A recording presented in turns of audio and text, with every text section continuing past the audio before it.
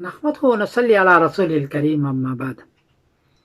South Africa کے ایک آدمی ہے، انہوں نے پوچھا ہے کہ بقرعید پر صورتحال چاند کی کیا ہے۔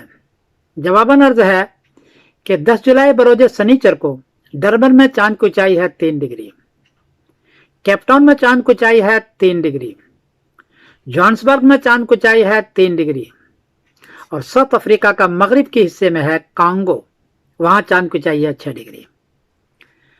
چاند 9 ڈگری مشکل سے نظر آتا ہے، 10 ڈگری ہو چاند نظر آتا ہے، یہاں 3 ڈگری ہے، یا کانگو میں 6 ڈگری ہے، چاند ساؤتھ افریقہ میں نظر نہیں آئے گا۔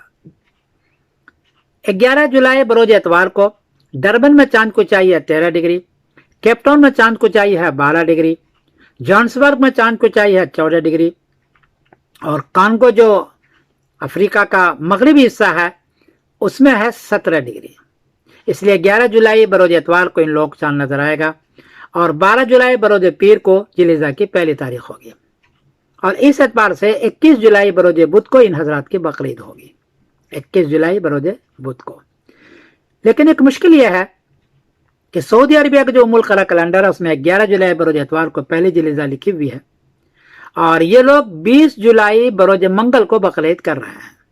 تو سعودی عربیہ ایک دن پہلے 20 جولائی بروز منگل کو بقرعید کر لیں گے، لیکن ساؤتھ افریقہ والے جو چاند دیکھ کے کرنے والے ہیں ان کا اس دن نہیں بنے گا، اس لیے وہ ایک دن بعد کریں گے، اور 21 جولائی بروز بدھ کو بقرعید ان لوگوں کی ہوگی۔